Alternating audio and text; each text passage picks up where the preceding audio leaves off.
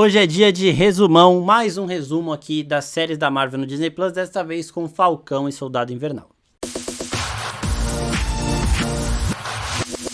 E aí, seus geeks, tudo certo? Eu sou o Marcos Veloso e o resumo de hoje vai ser um pouquinho diferente daquele de WandaVision, porque a gente vai listar 7 pontos principais de Falcão e Soldado Invernal que vão ser importantes pro futuro da Marvel. Lembrando que a gente vai fazer essa série de resumos aqui das produções do Disney Plus, porque muita gente não assistiu, ou muita gente assistiu há muito tempo e não lembra de muita coisa, e como os filmes da fase 5 estão começando a sair, as séries também estão chegando, vai ter coisa importante de lá, então a gente lembra vocês.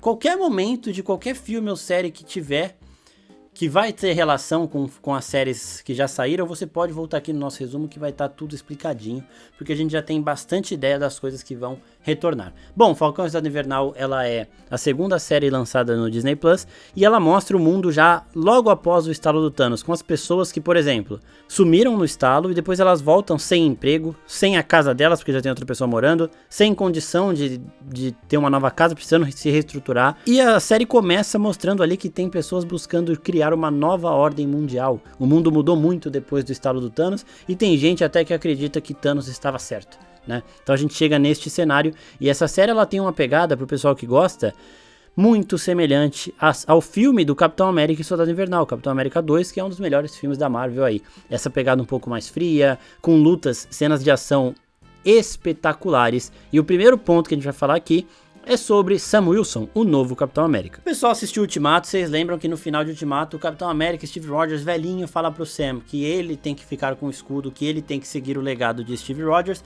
O Sam fica meio assustado naquele momento, mas fala, beleza, vou aceitar, e o Bucky tá vendo tudo isso. Só que no primeiro episódio de Falcão e Soldado Invernal da série, o Sam, ele simplesmente vê que ele não, ele acha que ele não é digno disso, né? Então ele acha que ele não vai conseguir carregar esse manto, e ele simplesmente acredita que o governo norte-americano vai aceitar deixar o escudo do Capitão América aposentado em um museu, como um símbolo de um legado, de um herói que já foi. Só que o governo não quer saber disso, eles querem ter um herói patriota para botar medo no resto do mundo. Então, se o Sam não quer o escudo, vai passar pro próximo. E é nesse momento aí que a série fica tensa, que a história começa. Porque o governo norte-americano pega o melhor de seus soldados, ele não é um super soldado nem nada, mas ele tem os melhores números, os melhores resultados, e ele assume esse escudo, se tornando o novo Capitão América. Ele é John Walker e a gente daqui a pouco chega nele. E aí nisso, a série vai mostrar a trajetória do Sam para aceitar esse manto, enquanto o Bucky tenta convencê-lo de que era isso que o Steve queria, e que o Steve não estava errado. O Bucky viu, ele presenciou a vontade do seu melhor amigo, ele sabe que o Sam merece isso e que o Sam é capaz de assumir esse manto. Então a série inteira é o Sam descobrindo isso, né? Enquanto o Bucky, mano, também tá lá, full pistola, que esse escudo do melhor amigo dele, que ele viu o tanto de trabalho que o Steve teve pra conquistar, caindo nas mãos de um cara que não sabe o peso daquilo. Então essa série, ela prepara o Capitão América do Sam Wilson, mostrando também os desafios que ele vai enfrentar no futuro da Marvel. Então por isso que é importante ver um pouco dessa trajetória, porque ele já dá um pouquinho uma entradinha, sabe, sobre tudo o que o Sam Wilson vai enfrentar assumindo esse manto do Capitão América, e sobre a postura dele perante tudo isso. Ele é uma pessoa diferente do Steve Rogers, ele vai agir de formas diferentes, ele terá desafios diferentes e formas de conduzir esses desafios também diferentes. Ele não tem um soro de super soldado, e ele é outra pessoa, crescido em outro tempo, com outro contexto. Então ele vai fazer muitas coisas de uma outra forma, e ele terá lutas diferentes, e a série já começa mostrando tudo isso aqui. O ponto 2 é ele, John Walker. Nos quadrinhos, o John Walker, ele é um equivalente do Capitão América, só que dos Thunderbolt. Ele é um anti-herói, então ele não tem um senso moral tão apurado quanto do Steve Rogers, por exemplo, né? Ele não tem senso moral basicamente nenhum aí, ele simplesmente faz o que o governo norte-americano quer que ele faça, seja isso certo, seja isso errado. A série começa com ele, né, recebendo esse escudo, assumindo de forma também bem legal. Ele tá muito feliz, ele é fã do Capitão América, ele é fã do Sam Wilson, ele é fã do Bucky, ele tem a melhor das intenções ali, só que ele é isso que eu falei, ele é um soldado que vai obedecer o governo norte-americano independente de qualquer coisa. A gente lembra que Capitão América 2 é o Steve Rogers contrariando as ações do Nick Fury, aquelas ações da SHIELD de prever ameaças, né? Então ele entra em conflito com o governo. Em Guerra Civil também, ele abandona o manto de Capitão América. Durante Guerra Infinita ali, ele está sem aquele traje, né? Então o Steve Rogers, ele tinha a moral dele ali muito intacta perante tudo isso. Ele não se calaria perante injustiças do governo. O John Walker, ele é diferente. Ele é um anti-herói. Isso pesa muito, porque chega um momento que ele faz coisas que você vê o escudo do Capitão América sendo manchado de uma forma muito pesada. É um legado maculado, né? Ele suja um símbolo tão pesado, tão importante de liberdade do mundo, não só dos Estados Unidos, porque ele não é a pessoa certa para isso tudo. Eu nunca vou esquecer do dia que eu vi esse episódio, como eu fiquei mal de ver o John Walker matando um cara desarmado em praça pública, com câmeras, com o mundo inteiro vendo, usando o escudo do Capitão América para arrebentar com o cara. O escudo ficou todo cheio de sangue. Tem uma imagem vindo de cima para baixo, essa imagem que vocês estão vendo, que é pesadíssima, mostrando este que foi um símbolo que foi construído ali pelo Steve Rogers com muita luta, com muito senso de justiça, sendo completamente maculado, sujo pelo John Walker, que não sabia, não tinha essa mesma responsabilidade, né? Ele sabia do peso sim, ele não estava nem aí. O John Walker, ele começa a série como um soldado normal, só que no meio ali da série ele tem acesso ao soro, então ele se torna assim um super soldado. E esse conflito dos dois pontos que a gente citou até agora, do Sam e o John Walker, ele causa uma das melhores cenas de ação da Marvel, que é quando o Buck e o Sam se juntam para tirar o escudo do John Walker na marra. Então eles estão brigando, todo mundo quer muito aquilo, a gente percebe isso. Tem uma hora que o John Walker quase mata o Sam, ele tá descontrolado pelo soro. O soro, ele amplia tudo do ser humano. Se o cara já é uma pessoa raivosa, ele vai ficar ainda mais raivoso, né?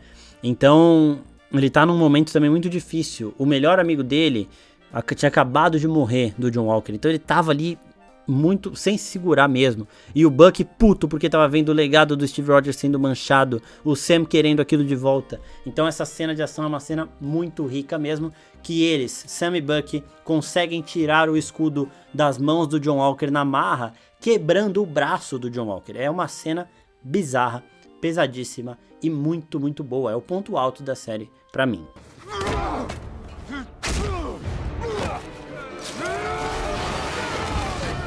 O ponto 3 são os Thunderbolts. É aqui que somos apresentados a Condessa Val. Ela seria introduzida antes em Viúva Negra, porque o filme do Viúva Negra sairia antes da série do Falcão e Soldado Invernal. Mas como a série saiu antes, é aqui que ela é apresentada ao UCM. Ela chega recrutando John Walker para uma missão do governo, algo que é ali meio por baixo dos panos, uma missão que ela diz que precisa basicamente, ela não precisa de um Capitão América, ela precisa de um agente americano. Então é aqui que o John Walker assume a alcunha que ele tem nos quadrinhos de agente americano, e essa frase da Condessa Val, ela indica que são missões que os Vingadores não fariam, são missões que a moral dos Vingadores não permitiria a eles de fazer. Então ele está montando um time ali de pessoas com essa linha moral um pouco mais branda, digamos assim, anti-heróis.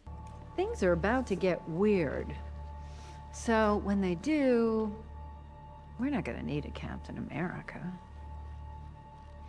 We're gonna need a US agent. Então ele está montando os Thunderbolts, e essa é a série que apresenta o primeiro recruta de tudo isso e que apresenta a Condessa Val, que nós vemos também em Pantera Negra Wakanda Forever já como uma das chefonas ali do governo. Right, who made that call? She did. Director de Fontaine? Really? Well, Ponto 4 é Madripoor, a cidade que nas HQs é bastante conhecida pela quantidade de mutantes que aparecem por ali, é apresentada no CM sendo uma terra de ninguém, ambiente hostil de onde saiu o secreto e perigoso novo soro do super soldado e onde age o misterioso mercador do poder. É ali que funciona basicamente o submundo do crime, e o Sam e o Buck precisam ir lá para investigar o soro de super soldado e tudo mais, e para isso eles libertam o Barão Zemo. Barão Zemo, ele é o vilão do Capitão América 3, Guerra Civil, e ele é o ponto 5 da nossa lista. O Zemo, ele é libertado para ajudar os dois a identificar quem está contrabandeando esse soro de super soldado. Então o Zemo, ele tem os contatos dele em Madripoor, ele era um criminoso, sempre foi, e ele sabe como se movimentar lá. Eles chegando em Madripoor tem uma parada muito legal também, tem diversas referências a quadrinhos e tudo mais. E além disso também, muito provavelmente o Zemo vai voltar também nos Thunderbolts, até porque a Condessa Val até cita ele quando tá falando com o John Walker. No momento ele está preso, né, porque depois que ele ajuda ali o Buck e o Sam, ele volta pra prisão, era um acordo com as Dora Milaje e tudo mais. mas ele provavelmente deve voltar. Como eu já disse, a Condessa Val aí, ela tem ali muito poder, então ela pode sim soltar ele no momento que ela precisar dele para uma missão. Então o Zemo também deve voltar nos Thunderbolts. Não tá na formação inicial do filme, que já foi divulgada, mas ele pode aparecer sim em algum momento. E tem uma coisa muito boa que é o Buck voltando a ser o Soldado Invernal, aquele espírito maldoso, maligno, ameaçador, assustador que ele teve no Capitão América 2. É uma parada surreal, é muito boa. E o Sebastian Stan se destaca muito de atuação nessa série aqui, por diversos momentos, daqui a pouco a gente volta lá. E essa transição dele de Bucky pra Soldado Invernal também é um dos pontos altos, é muito, muito foda. E a soltura do Barão Zemo acaba atraindo a atenção indesejada das Dora Milaje. As Dora Milaje, que são, né, a segurança primária, a segurança principal do rei de Wakanda, do Pantera Negra. Elas entregaram o Zemo à prisão norte-americana porque ele tinha matado também o pai do T'Challa, né, o T'Chaka. Então, quando elas descobrem que o Buck e o Sam soltaram ele, elas vão atrás. E a Ayo que vai atrás, que é uma das Dora Milaje que mais aparece. Ela aparece em Guerra Civil, ela aparece em todos os filmes que tem Dora Milaje, ela tá. E ela chega pro Buck e fala, pô, a gente te acolheu, porque o Buck foi pra Wakanda depois dos acontecimentos de Guerra Civil, né? Então ela fala, pô, a gente te acolheu, a gente cuidou de você, e você solta o cara, e aí o Buck pede desculpa, ele fala que precisa do Zemo e tal, e ela dá a ele 8 horas aí. O que tem de importante nessa cena aqui, é que a gente vê o Buck, e esse é um ponto bônus que não estava na lista, mas é importante falar, o Buck se soltando daquela programação dele, que o Zemo usa para despertar o Soldado Invernal e tudo mais, que ele fala, vagão de carga, 13, sei lá, ele vai falando umas paradas lá e vai despertando um código mental que faz com que o Buck perca o seu controle, e quem assume é aquele alter ego vilanesco do Soldado Invernal, né? Então, aí ele passa a obedecer a comandos. Tem uma cena, acho que é do episódio 4, que a Ayo tá com o Buck, isso é um flashback, lá de Wakanda, com o Buck vendo se funcionou uma programação mental que a Shuri fez nele para que ele não tivesse mais essa prisão, né? Para que ele fosse agora imune a essas palavras. E aí tá o Buck e a Ayo numa fogueira, isolados, porque se ele virasse o Soldado Invernal de novo, se isso não der certo, ele podia machucar muita gente. E a Ayo fala, eu vou com você que eu me garanto. Pode deixar que se você se soltar ali, eu te arrebento. E a gente sabe que as Dora Milaje são foda, né? E a Ayo fala as palavras, e a gente vê a cara do Buck, ele tá lá com medo de ceder, né? De virar o Soldado Invernal de novo. E ele tá muito puto, ela vai falando, ele vai ficando mais puto. E quando ela fala a última palavra, que é vagão de carga, ele quebra. Ele vê que ele não virou o Soldado Invernal e ele começa a chorar muito. E é uma transição de raiva pra choro muito foda, que é o ponto alto da interpretação do Sebastian Stan. E é importante pra gente saber que o Soldado Invernal agora, ele tem ali o seu livre-arbítrio. Ele vai fazer as coisas pela índole do Buck. Ele não vai mais ter esse controle mental.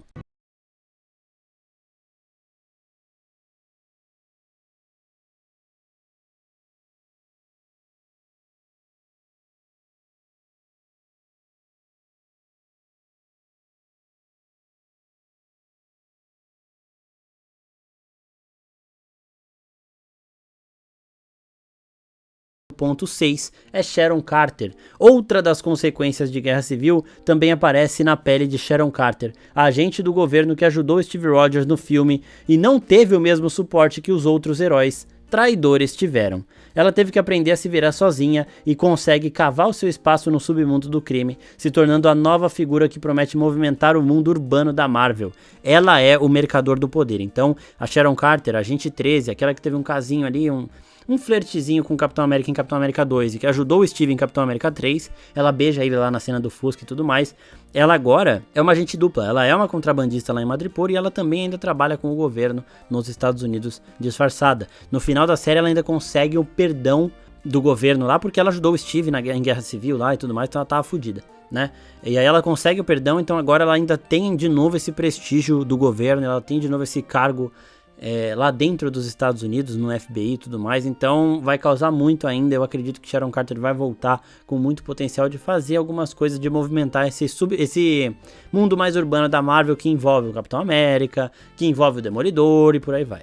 E o ponto 7 são os Jovens Vingadores. Aqui nós conhecemos o primeiro Capitão América, Isaiah Bradley, e a gente vê que é uma história que foi apagada pelo governo norte-americano, escancarando o racismo e já nos mostrando muito do que o Sam terá que enfrentar a partir de agora. E além dele nós temos o seu neto, Eli Bradley. Aqui na série ele não tem muito destaque, mas nos quadrinhos o Eli, ele é o Capitão América dos Jovens Vingadores, ele é o herói chamado Patriota, né? Então ele assume o manto do... Porque lembrando, os Jovens Vingadores, ele tem os equivalentes aos Vingadores. Então tem a Kate Bishop como Gavião Arqueiro, tem o Wicano como a Feiticeira Escarlate, tem o Patriota como Capitão América e por aí vai, né? Então aqui a gente é apresentado ao Patriota, ele ainda não tem soro de super soldado, ele não mostrou nenhuma força espetacular nem nada do tipo, mas ele muito provavelmente vai voltar. E finalizando aqui com um catadão aqui de tudo que é importante dessa série, ela tem cenas de ação incríveis, talvez as melhores entre as séries da Marvel até agora, como quando o Sam e o Bucky arrancam na marra o escudo de Steve das mãos de John Walker, aquilo que eu falei ali em um dos tópicos, ou também quando as Dora Milaje entram em ação. Sharon Carter também tem uma cena bastante empolgante de luta, ela tem o seu momento lá em Madripoor. A série caminha diretamente para tramas de Capitão América 4, Nova Ordem Mundial, mesmo título do primeiro episódio aqui da série, e também de Thunderbolts, já que Sam e Bucky acabam a série indo um para cada lado. Então depois que o Bucky ajuda o Sam a entender esse legado, assumir esse legado e ficar com o manto e se tornar o novo Capitão América, cada um vai para um lado, certo? O Sam agora já está convencido que ele pode carregar esse manto e já teve uma atitude aqui de Capitão América, ele já teve uma atitude desse líder mundial, né? Esse líder que é um símbolo mundial aí. Então ele já está pronto, ele já assumiu o manto, o Bucky dá os parabéns para ele ali, fica feliz porque agora a vontade do Steve será ouvida e vai cada um para um canto. Esse cada um para um canto vai dar em Capitão América 4 com o Sam e em Thunderbolts com o Bucky, até porque estão descrevendo o Bucky como um dos líderes dos Thunderbolts, né? Então eles dois serão basicamente protagonistas dos dois filmes aqui. Então essa série é muito importante por conta disso, porque ela caminha com dois personagens que serão protagonistas de dois filmes das próximas fases da Marvel. Eu espero que vocês tenham gostado desse vídeo aqui. Se inscrevam no canal porque é um vídeo por semana, falando de uma série por semana. Ainda tem muita coisa pra gente falar de todas as outras produções da Marvel no Disney Plus, que muita gente provavelmente não viu, então o resuminho tá aí sempre pra salvar. É isso, pessoal. Muito obrigado e até a próxima. Tchau, tchau.